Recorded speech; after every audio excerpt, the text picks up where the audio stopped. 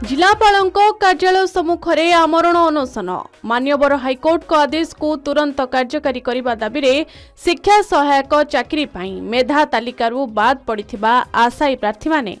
भद्रक जिलापाल कार्यालय सम्मुखें आमरण अनशन आरंभ कर अभियोग कर भद्रक जिले में 2011 मसीह जो शिक्षक सहायक पदवी बाहरी से आवेदन करने पर सेमानक नाम मेरिट लिस्ट रे थिला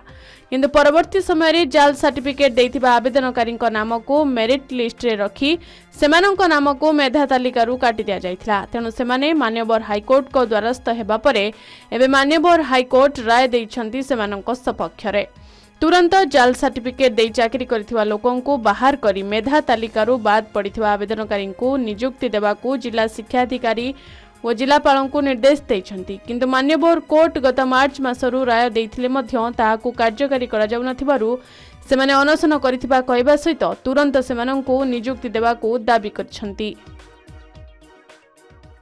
आमर आमरण अनशन करिवार अभिप्राय कि जे आमे 2011 मसिया रे शिक्षा सहायक पाई अप्लाई करथिलु एवं मेरिट लिस्ट रे स्थान पाइथिलु। हमको नियुक्ति मेला को निमंत्रण करागला एवं से दिन आसी आम हठात जाना पाइलु आम ना मेरिट लिस्ट रु कटि जाइछि बाहर कर दिया जाइछि एवं वोकेशनल उपशास्त्री +2 दीदी थर सर्टिफिकेट जो माने हासिल करिसेंती सेमानकु हठात स्थानित करा जाइछि। भद्रक नरेंद्र सामल को रिपोर्ट के न्यूज ओडिशा।